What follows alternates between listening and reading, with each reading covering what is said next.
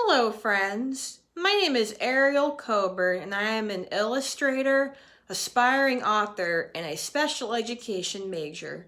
I illustrated a book called Something to Crow About by Richard A. Klein, link in the description. My day job is a repurposed support staff for a secondary program for students with disabilities.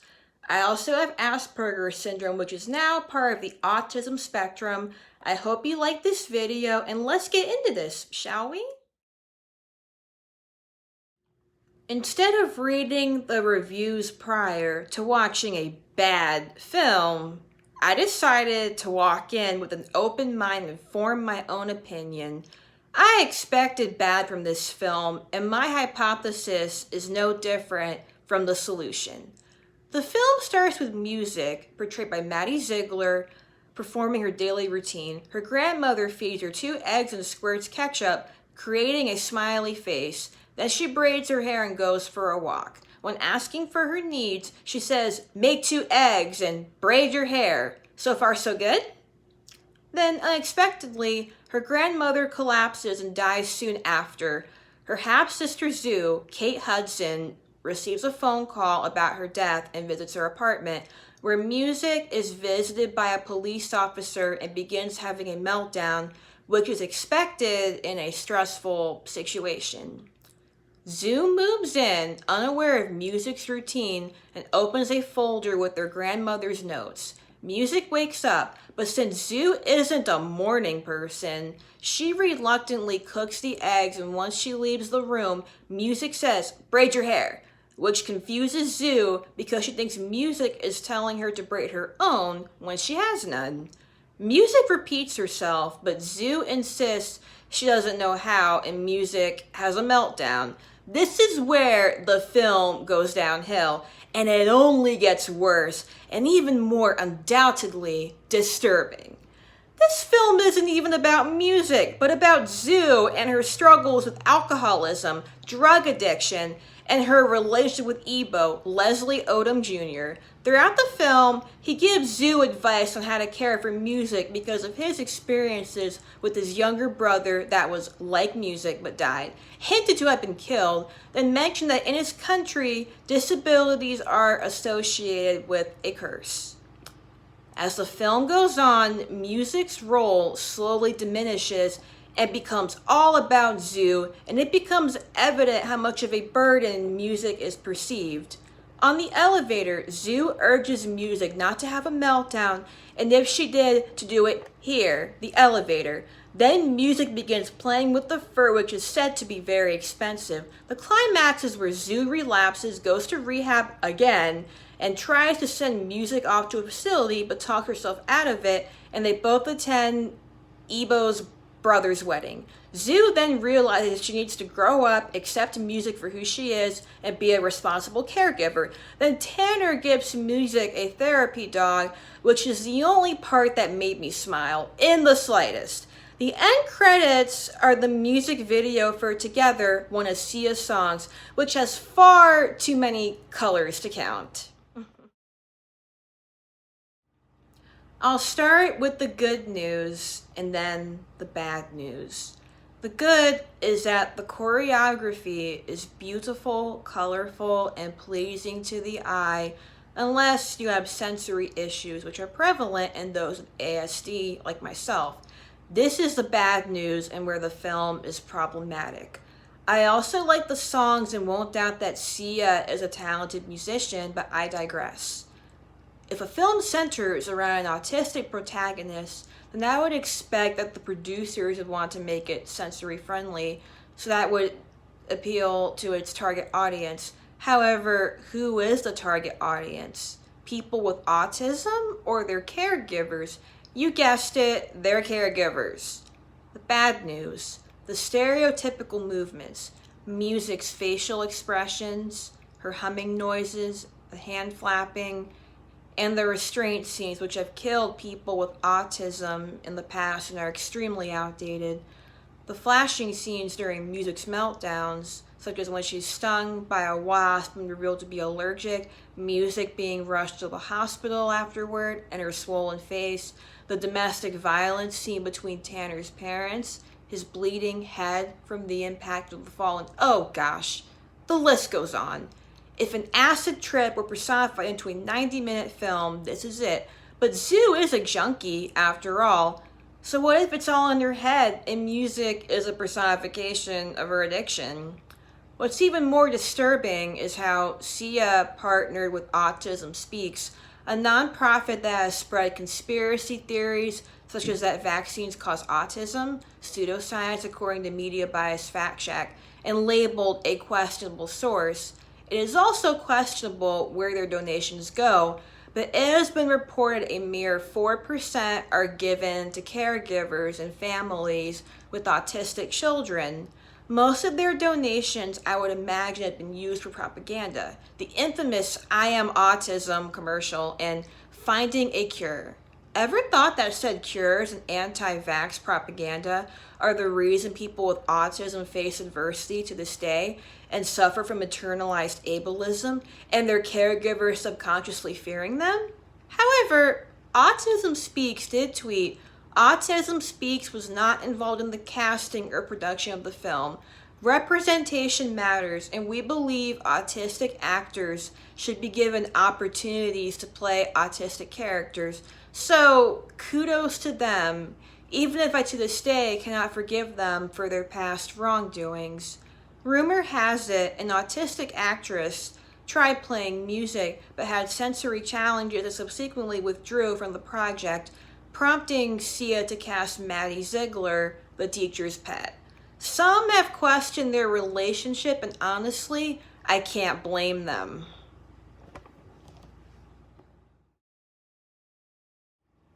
I have a nuanced opinion. I believe that neurotypical actors can portray characters with autism for as long as proper research is done, as in receiving input from people with autism and from trusted organizations, such as the Autistic Self-Advocacy Network, the Organization for Autism Research, and the Autistic Women and Non-Binary Network. But perhaps I am being a bit biased here, as some of my favorite actors have portrayed autistic characters such as Dustin Hoffman in Rain Man, Leonardo DiCaprio in What's Eating Gilbert Grape, Freddie Highmore in The Good Doctor, and Dakota Fanning in Please Stand By, and did the research. For example, during production of What's Eating Gilbert Grape, DiCaprio visited a facility and observed how teenagers with ASD and developmental disabilities behaved. For a film about disability produced in the early 90s, this is a progressive move. Speaking of Rain Man, music is a repeat of its premise, fast forwarded 30 years later. Both protagonists were based on real-life people with autism, such as Kim Peek and a boy with autism that Sia knew, but are misleading portraits of those on the spectrum and come off as infantile. Following Rain Man, many were misled into believing that high-functioning autism equaled savant syndrome, while the rest were low-functioning and vegetative. Music represents the latter end of the spectrum that ill-informed people associate negatively. In contrast, this is a regressive move. What draws the line is when an actor with autism auditions for a role but is rejected and replaced with a typical actor. If a typical actor is cast from the get-go, then fine, but taking a job from someone that's just as qualified, if not more? Huge no-no. People with disabilities struggle enough with employment and discrimination in the workplace as it is, and it's no better in the entertainment industry. Stop focusing on what we can't do and instead what we can do. You never know. That person could very well be the next Marlee Matlin or Harold Russell. Speaking of Matlin, she stated in an interview, there are an amazing number of disabled actors out there, and not only in the United States. Even though 20% of the population has a disability, 2% of roles in Hollywood are for disabled characters, and of that 2%, only 5% are played by people with disabilities. The rest are played by actors without disabilities. While Sia did cast autistic actors for the 13 supporting roles, it baffles me how she didn't do the same for the titular character. but she likes Maddie Ziegler a little too much. I get it. However, there is a light at the end of the tunnel. Kayla Crummer, known for Everything's Gonna Be Okay, is the first person and woman with autism to portray an autistic character for a TV series, and her co-stars Lillian Carrier and Carson Warner are also autistic, and Carrier serves as the autism consultant for the show and the founder of Autism. If they can hire autistic actors as main roles, then Sia could have done the same if she gave Ziegler a break. In my secondary program, some of my students have severe autism. They are nonverbal, bite, grip very tightly, have chew toys for stimming, use assistive augmentative communication, display repetitive movements, or even have seizures. Just like music, except hers are inaccurate and come off as someone mocking an autistic person's mannerisms like a bully. I've never seen someone with severe autism change facial expressions so rapidly, have such destructive meltdowns, nor be able to walk in the community so freely. The leading cause of death of people with autism is getting hit by a car, so I'd be quite surprised if caregivers let their children roam like that. In my past, one of my students ran into the street and a teacher had to chase after them. Imagine the risk of injury or death and liability if they got hit by a moving vehicle. I'm part of a social group for adults with Asperger's and high-functioning autism, and I'm a member of Best Buddies, which features a wider variety of the spectrum. Many of the people I met in the group exhibited classic autism and childhood disintegrative disorder, which also no longer exists in the diagnostic criteria. None of them acted like music, nor did the staff use the methods in the film for restraint. For my job, we had to do a required behavioral intervention training, and throughout, they stressed the least restrictive method, and physical restraint was a last resort and only used if the student was in imminent danger to themselves and others around them. Most of my experience, however, is in functional life skills rather than behavioral intervention, but one day I did set foot in the other classroom and observed the staff's methods. When a student got up and tried running away, a staff member got in front of them and lightly grabbed their wrists and redirected them back to their seat. She didn't hit nor yell at them. Corporal punishment is bad as it is, but using such against a child with a disability is even more unethical. In my classroom, we are in the process of toilet training one of our students, and we are discouraged from picking them up and carrying them to the bathroom or dragging them there. Instead, we use positive reinforcement, such as offering them an orange in exchange for sitting on the toilet and playing their favorite song. We need to encourage our students to be as independent as possible, yet help them along their journey. That is the definition of interdependence. I would imagine the film would have not only been better if Sia cast an autistic actress, but sat foot and observed an autism classroom, taking note of the interventions, reinforcements, and symptoms exhibited in the students. The only part Sia did get right, however, was music's use of AAC and sensory issues. The said student I mentioned uses a device to communicate his needs, and it is true that people with autism do have heightened senses like taste, touch, smell, sight, and hearing, but I've yet to see them use noise-canceling headphones. I don't believe in cancel culture. I believe it's toxic, counterproductive, and hurts the victim rather than helping them, unless they've committed heinous crimes with undeniable evidence, like Woody Allen and John Kricfalusi. However, I do believe in consequences and holding people accountable. I also believe that an apology without change is manipulation, and some are done too late. I cannot wrap my head around some of Sia's tweets that have long been deleted. When she replied, "Maybe you're just a bad actor," to an autistic actress, it felt like a personal attack. I've never tried my hand at acting, yet I have been told I'm a drama queen and I should join a school play, but stage fright overtook me. I guess Sia would call me a bad actor for that too. The backlash she received following her apology was so bad that she deleted her Twitter, which was a cowardly move, but I can't blame her. I hate conflict and drama as much as the next person, but it was her fault for initiating it. She should have kept her mouth shut, but she knew what she was doing. She dug a hole in her grave, and it can only get deeper unless she keeps educating herself.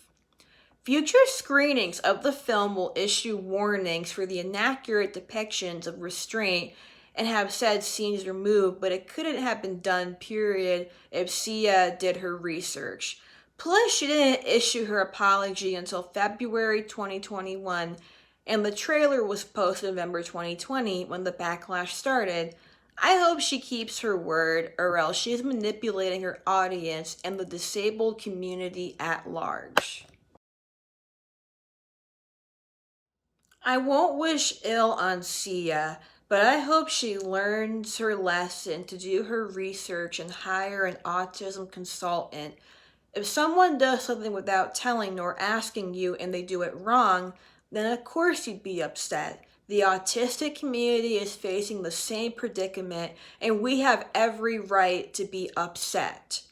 If you're autistic or a caregiver and likes music, then great. Some people can enjoy something that I can't, and we're allowed to have different opinions. But you can like something and not like everything about it, or find some parts problematic. My opinion is that this is one of the worst films I have ever seen, and is the Room of autism-themed movies. Sia directed, produced, wrote the screenplay, and sang the songs, which is bad enough.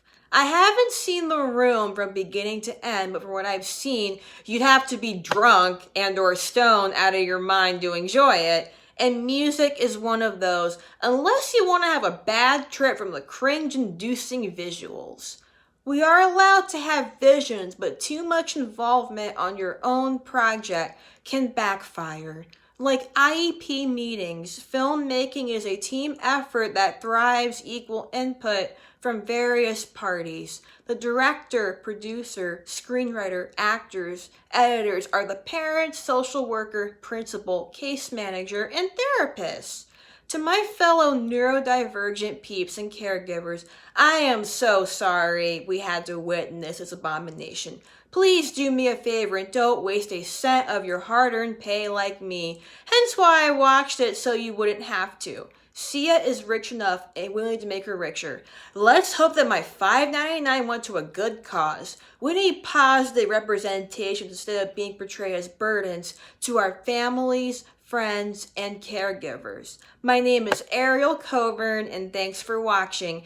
Hit that subscribe button, and who knows, I just might make this an autism-themed channel. I love you guys. Bye!